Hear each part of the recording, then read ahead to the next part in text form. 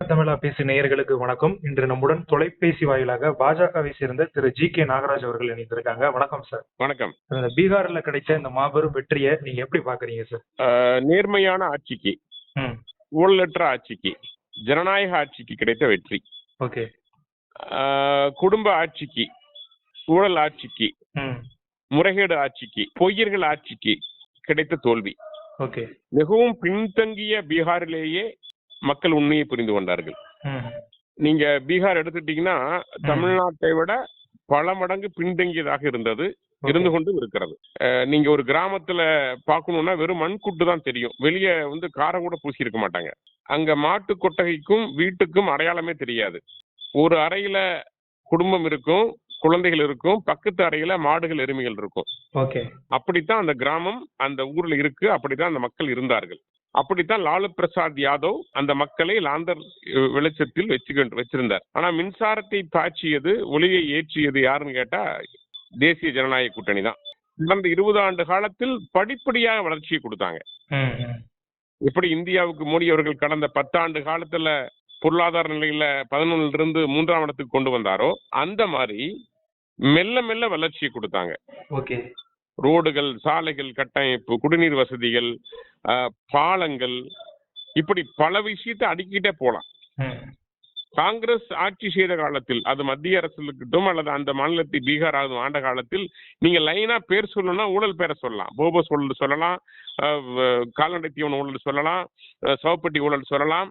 ஆனால் இன்னைக்கு கடந்த 20 ஆண்டு கால தேசிய ஜனநாயக கூட்டணியுடைய ஆட்சியில நீங்கள் சொல்ல வேண்டும் என்றால் பாலத்தின் பெயர்களை சொல்ல வேண்டும், சாலையின் பெயர்களை சொல்ல வேண்டும், தூர்வாரப்பட்ட குளங்களின் பெயர்களை சொல்ல வேண்டும், நீர் நிரப்பப்பட்ட அணைகளின் பெயரை சொல்ல வேண்டும். அப்படித்தான் மாற்றத்தை ஏற்படுத்தியிருக்கிறார். சரி, இதுல முக்கியமான கேள்வி என்னன்னா, இப்ப நிறைய திட்டங்கள் கொண்டு வந்திருக்காங்க அப்படி நீங்க சொல்றீங்க.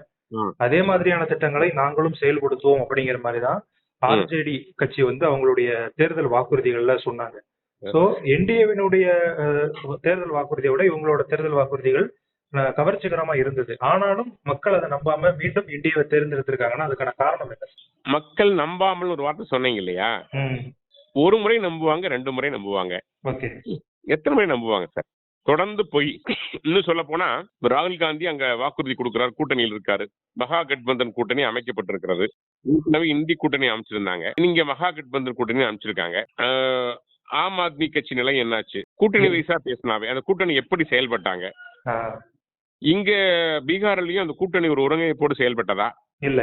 எத்தனை வேட்பாளர்கள் ஒரே கூட்டணியில ஒரே கட்சியில் நிறுத்தப்பட்டார்கள்? அது அவனுக்கே கணக்கு தெரியாது. அத்தனை குளறுபடி நடந்திருக்குதாங்க. முதல்ல அது நம்பிக்கையற்ற தன்மை. இன்னொன்னு சொல்ல போனீங்கன்னா, இஸ்லாமியர்கள் அதிகம் வசிக்கின்ற பகுதியிலேயே பாஜக என்டிஏ கூட்டணி ஜெயிச்சு வந்திருக்கிறது. இதுக்கு என்ன காரணம்? இஸ்லாமிய மக்களும் சிறுபான்மை மக்களும் பிஜேபியை நம்ப ஆரம்பித்து விட்டார்கள். ஒண்ணு. ரெண்டாவது, ராகுல் காந்தி நீங்க ஒரு பிரச்சாரத்துக்கு போனாரா, என்ன பேசினாரு அப்படிங்கறதெல்லாம் நீங்க பாத்தீங்கன்னா ரொம்ப காமெடியா தான் இருக்கும். அதுக்கு முன்னாடி அவர் பேசினது இந்தியா குறித்து பேசினது, பெகாசஸ் குறித்து பேசினது, இது மாதிரி பல விஷயங்கள் சொல்லப்பட்ட பொய்கள். நீங்க அதானி அம்பானி குறித்து பேசியது, அந்த இஷ்யூ உண்மை வெளிவர்றப்ப உன்னை விட்டு விட்டு ஓடி போயிடுறது.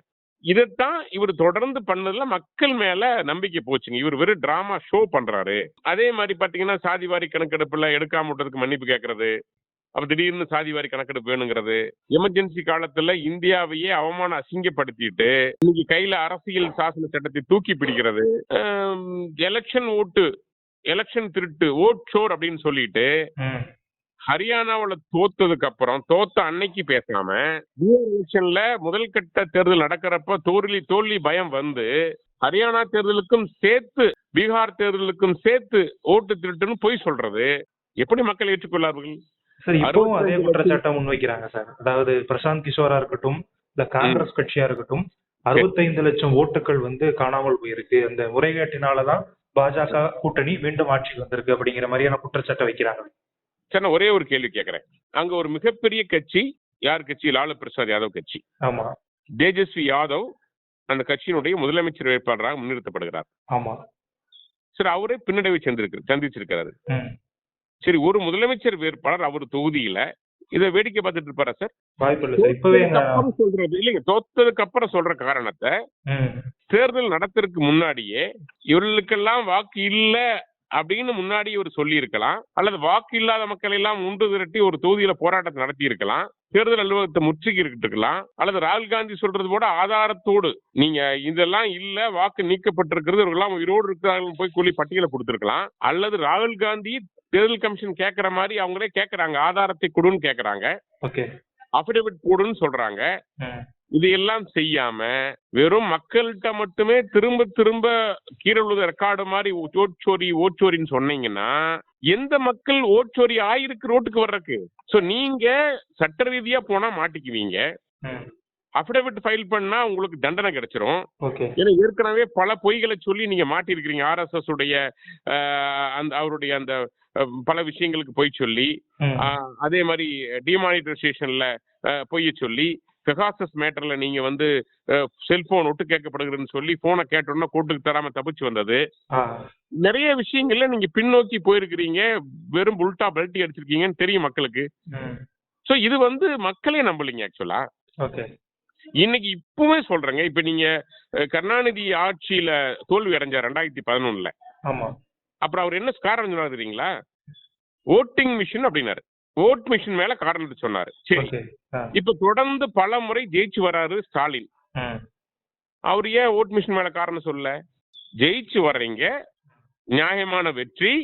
நாங்க தான் சொன்னோமா ஓட் மிஷின் மேல பாஜக சொல்லியதா இல்ல அதிமுக சொல்லுச்சா ஓட் மிஷின்ல ஏமாற்று வேலைன்னு சொல்லுச்சா? இல்ல. சோ நீங்க தோல்வி வந்தா காரணம் தேடுறீங்க. அதே காரணத்தை நீங்க எலெக்ஷன் மிஷினை விட்டுட்டு இப்ப SIR கையில் எடுத்துக்கிட்டீங்க, எலெக்ஷன் கமிஷனை கையில் எடுத்துக்கிட்டீங்க. நீங்க தானே 55 வருஷம் ஆட்சி செஞ்சீங்க இந்திய நாட்டை. நீங்க தானே திமுக தானே 18 வருஷம் கூட்டணியில் இருந்தது காங்கிரஸோட. நீங்க தானே அரசியலமைப்பு சாசனத்தை பயன்படுத்தி வந்தீங்க. டிஎன்சேஷன் போன்ற அதிகாரிகள் வலிமை மிக்க அதிகாரிகள் இருந்த போது நீங்க தானே அவருக்கு வந்து அவருடைய அதிகாரத்தை குறைக்க 2 பேர்த்த கூட போட்டு அவருடைய அதிகாரத்தை குறைச்சிங்க. அப்படி எல்லாம் வேலைய பாஜக செய்ததா? ஒரு இண்டிபெண்டன்ட் பாடி, ஒரு தனிப்பட்ட அமைப்பு முழு சுதந்திரத்தோடு செயல்படுகிறது. BLA அப்பாயிண்ட் பண்ணியிருக்காங்க. அவர் மாநில அரசினுடைய அதிகாரியாக இருந்துதான் மத்திய அரசு அதிகாரியா 1 மாசத்துக்கு பணியாற்றுறாரு. இன்னைக்கு தமிழ்நாட்டுல மட்டும் இன்னும் சொல்ல போனா ஒவ்வொரு கட்சியும் 12-13 BLA 2 கூட போறாங்க. நீங்க மற்ற ஸ்டேட்ல இவ்வளவு கட்சி இல்லைங்க. தமிழ்நாட்டுல BLA 2 எண்ணிக்கை மட்டும் 13 பேர் போவாங்க கூட. திமுகவுல இருந்து ஒருத்தர், அதிமுக மதிமுக இருந்து ஒருத்தர், சீமான் கட்சியில ஒருத்தர், விஜய் கட்சியில ஒருத்தர், இப்படி இருக்கிற அத்தனை கட்சிகளும் நீங்க கூட போனாங்கன்னா 13 பேரு. ஒரு 1000 ஓட்டு, 13 பேரு BLA 2, ஒரு BLO அரசு அதிகாரி, இத்தனை பேரும் சேர்ந்து 1 மாசத்துல அந்த 1000 ஓட்டை சரிபார்க்க முடியலன்னா அப்ப நீங்க வந்து எதையோ மறைக்க பாக்குறீங்கன்னு அர்த்தம். தொழில்துறையில தொழில் வளர்ச்சியில முன்னேறிய தமிழ்நாட்டுல பீகார்ல 30 நாள்ல SIR முடிச்சிருக்காங்க. உத்தரப்பிரதேசத்துல 40 நாள், இதை விட 3 மடங்கு மிகப்பெரிய மாநிலம், 40 நாள் SIR முடிச்சிருக்காங்க. உங்களுக்கு என்ன பிரச்சனை? சோ உங்களுக்கு என்னன்னா, நீங்கள் வாக்குகளை, இறந்து போனவர்கள் வாக்குகளை, போலி வாக்குகளை, அதான் நிர்மலா சீதாராமன் தெளிவா சொன்னாங்க, ஸ்டாலின் அவர்கள் தொகுதியில இத்தனை வாக்குகள் 2 முறை இருக்கிறது, இத்தனை வாக்குகள் போலி வாக்குகள் இருக்கிறது, இதெல்லாம் தெளிவா சொல்றப்போ ஏன் ஸ்டாலின் அவர்கள் அதுக்கு விளக்கத்தை கொடுத்து ஒரு அபிடவிட் ஃபைல் பண்ணக்கூடாது? இதெல்லாம் என்ன காரணம் சொல்றேன்னா, இவர்கள் இறந்து போனவர்கள் ஓட்டை வைத்து, இடம் மாறியவர்கள் ஓட்டை வைத்து முறைகேடு செய்து வெற்றியை பெற்றிருக்கிறார்களோ என்ற சந்தேகம் வருகிறது. இப்ப கரண்டா BLOக்கள் வராங்க இல்லைங்களா? திமுக வந்து என்ன சொல்றாங்க, இந்த வீட்டுல ஆள் இல்லைங்க, இந்த வீட்டுல இருந்தவர் காலி பண்ணிட்டு போயிட்டாங்க அப்படின்னு சொன்னா அந்த ஓட்டை நீக்காதீங்கன்னு சொல்றாங்க. என்ன காரணம் சொல்றாங்க? இது எங்க திமுக ஓட்டுங்க, ஒரு எங்க இருந்தாலும் வந்து இங்க ஓட்டு போட்டு போயிருவாரு, இருந்தாலும் எனக்கு ஓட்டு வேணும், நான் பஞ்சாயத்துல நிக்க போறேன். இதை நான் பிராக்டிகலா பார்த்ததுங்க. அப்ப திமுக என்ன நினைக்குது, திமுக ஓட்டுக்களை வந்து அப்படியே தக்க வச்சுக்கணும், ஆள் வெளியிருந்தாலும் வந்து இங்க ஓட்டு போட்டு போயிடணும் அப்படின்னு நீங்க நினைக்கிற நீங்க, அப்ப கள்ள ஓட்டு போட்டு அல்லது முறைகேடு பண்ண மாட்டேங்கிறது என்ன நிச்சயம்? அதாவது இப்ப அங்க வீடு காலி பண்ணிட்டு போனவங்க இன்னொரு இடத்துலயும் ஓட்டர் ஐடி வாங்கியிருக்க வாய்ப்பு இருக்கு. இல்ல இப்ப அது முடியாது. எப்படி நடக்கணும்னு கேட்டீங்கன்னா, இப்ப இப்ப இது மாதிரி இருக்கு. இப்ப நீங்க இங்கே ஓட்டு வாங்கியிருப்பாங்க. ஓகே. அல்லது ஓட்டு இங்க இருந்திருக்கும். காலி பண்ணிட்டு போனவங்க அங்க போய் என்ன பண்ணுவாங்க, ஓட்டு வாங்கியிருப்பாங்க. இங்க என்ன பண்ணுவாங்க, எலெக்ஷன் சமயத்துல 2 கட்ட தேர்தல் 3 கட்ட தேர்தல் வருது இல்லைங்களா? அப்ப என்ன பண்ணுவாங்கன்னா, எலெக்ஷன் சட்டமன்றத்துக்கு வந்தாலோ மாறி வந்தாலும் என்ன இங்கேயும் வந்து ஓட்டு போடுவாங்க, அங்கேயும் போட்டா அப்படிதான் நடந்துட்டு இருந்துச்சு இதுக்கு முன்னாடி. ஆமா, அதுக்கு தான் அந்த எஸ்ஐஆர் வந்திருக்கு. Okay okay. இப்ப என்ன நடக்கும்னா, நீங்க இங்க இருக்கிற ஓட்டை இங்கேயே வச்சுக்கிட்டீங்கன்னா, அங்க ஓட்டு இருந்தாலும் நீங்க 2 ஓட்டு வச்சுக்க முடியாது. ஏன்னா நீங்க ஒரு அபிடவிட்ல அந்த பேப்ல கையெழுத்து போட்டு கொடுத்துறீங்க. ஆமா ஆமா. இவ்வளவு வருஷம் தண்டனை ஏத்துக்கிறேன்னு எழுதி கொடுத்துறீங்க. Yes sir. ரெண்டாவது இப்ப லேட்டஸ்ட் ஏஐ என்ன வந்துருச்சு அப்படின்னா, நீங்க 2 ஓட்டு இருந்தாலும் காமிச்சு கொடுத்துரும். புரியுது சார். ஓட்டு நீக்கப்பட்டுரும். இதெல்லாம் எஸ்ஐஆர் இருக்கிற அட்வான்டேஜஸ்ங்க. Okay okay. இதையெல்லாம் ஏற்றுக்கொள்ளுகின்ற மனநிலையில இப்ப பீகாரை பார்த்தே முதலமைச்சருக்கு பயம் வந்திருக்கும். ஆமா. இப்போ நாங்க வந்துங்க எஸ்ஐஆர் ஒன்னும் முன்னாடி தோல்வி அடைஞ்சிருந்து எலெக்ஷனுக்காக மத்திய அரசு கொண்டு வரல. ஏற்கனவே அங்க ஆட்சியில் இருக்கிறோம். ஆமா. ஏற்கனவே வெற்றி பெற்றிருக்கிற கடந்த 20 ஆண்டுகளாக ஆட்சி செய்து கொண்டிருக்கின்ற ஒரு மாநிலம். அங்க ஒரு சீர்திருத்தம் பண்றோம் அப்படின்னா இது அரசியலமைப்பு சட்டத்தின்படி பண்ண வேண்டிய கட்டாயம் தானே. Yes sir. அதை ஏற்றுக்கொள்ள வேண்டியது அவசியம் தானே. ஆமா. நாங்க ஆர்டிகல் 370 ஏத்துக்க மாட்டோம், புதிய குற்றவியல் சட்டங்களை ஏத்துக்க மாட்டோம், நீட் தேர்வை ஏத்துக்க மாட்டோம், அணை பாதுகாப்பு மசோதா ஏத்துக்க மாட்டோம், அக்னிபத்தை ஏத்துக்க மாட்டோம், புதிய கல்விக் கொள்கையை ஏத்துக்க மாட்டோம், முத்தலாக் சட்டத்தை ஏத்துக்க மாட்டோம், இப்படி எதையுமே ஏற்றுக்கொள்ள மாட்டோம். இப்ப விஸ்வகர்மா ஒவ்வொரு ஏழைகளுக்கும் 2 லட்சம் 1 லட்சம் பெண்களுக்கு கொடுக்குறாங்க, அதையும் ஏத்துக்க மாட்டோம். அதுக்கு பேர் நான் குலக்கல்வின்னு சொல்லுவோம், குலத்தொழில்னு சொல்லுவோம். இது மாதிரி 25க்கும் மேற்பட்ட திட்டங்களை மசோதாக்களை இந்த தமிழக அரசு புறக்கணித்து தனித்தீவா மாறி இருக்கிறது. இப்ப எஸ்ஐஆரை ஏத்துக்க மாட்டோம், மறுசீரமைப்பையும் ஏத்துக்க மாட்டோம். மறுசீரமைப்பு பண்ணுனா எங்களுக்கு மக்கள் தொகை அடிப்படையில் எங்களுக்கு குறைஞ்சு போயிடும் அப்படின்னு சொல்லிட்டு வடக்கிந்தியர்கள் எல்லாம் பன்றி குட்டிகளை போல் குழந்தைகள் பெற்றுக் கொள்வார்கள் சொல்லி நீங்களே சொல்லுவீங்க. நீங்களே சொல்லிக்கிட்டு பிரைம் மினிஸ்டர் அவமானப்படுத்துறாரு வடக்கிந்தியர்களை பீகாரிகளேன்னு சொல்லுவீங்க, தமிழர்கள் அவமானப்படுத்துறான்னு சொல்லுவீங்க. வடக்கு தெற்குங்கிற பிரிவினைவாதத்தை பத்தி நீங்க தான் ஆரம்பிச்சீங்க. முதல்ல நீங்க தான் ஆரியன் திராவிடம் பேசுனீங்க, நீங்க தான் தமிழ் ஹிந்தி குறித்து பேசுனீங்க, நீங்க தான் கர்நாடகாவுக்கும் தமிழுக்கும் காவிரி மூலமா சண்டை மூட்டி வச்சீங்க, நீங்க தான் தமிழனுக்கும் கேரளாக்காரனுக்கும் பவானி அணை மூலமாக சண்டை மூட்டி வச்சீங்க. இப்படி பிரிவினைவாத அரசியல் பேசுற நீங்க இதே காவிரி ஆற்றுக்காக காங்கிரஸ் ஆட்சியில் இருந்த பொழுது தன்னை டெல்டாக்காரன் என்று பெருமையோடு சொல்லுகின்ற தமிழக முதல்வர் காவிரி நீரை பெற்றுக் கொடுத்தாரா? இந்தி கூட்டணிக்கு பேசுறதுக்கு கர்நாடகா போன தமிழக முதலமைச்சர் காவிரி நீரை பெற்றுக் கொடுத்தாரான்னா நிச்சயமா இல்ல. இல்ல கேரளா போய் முல்லை பெரியாறு அணைக்கு உச்ச நீதிமன்றம் தீர்ப்பு கொடுத்து பல ஆண்டுகள் ஆயிடுச்சு, அந்த பேபி அணையை பலப்படுத்த பேசி முடித்தாரா? இல்ல. இந்தி கூட்டணியில காங்கிரஸ் நேருக்கு அப்புறம் இந்திரா காந்திக்கு அப்புறம் சோனியா காந்திக்கு அப்புறம் ராகுல் காந்தி, அப்புறம் பிரியங்கா காந்தி. இங்க தமிழ்நாட்டுல கருணாநிதிக்கு அப்புறம் அவருடைய மகன் ஸ்டாலினுக்கு அப்புறம் அவருடைய மகன் உதயநிதி.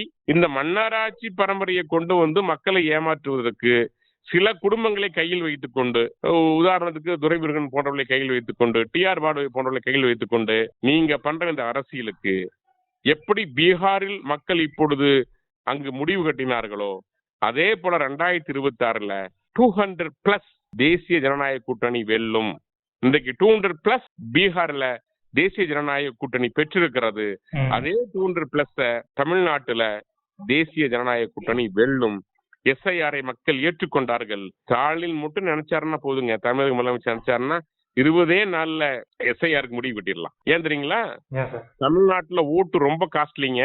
வெள்ளி கொலுசு, பாட்டில், பணம், 10,000 5,000 2,000 பிரியாணி, இவ்வளவு ஐட்டம் கிடைக்கிறப்போ மக்கள் யாராவது ஓட்ட விடுவாங்களா? மாட்டாங்க.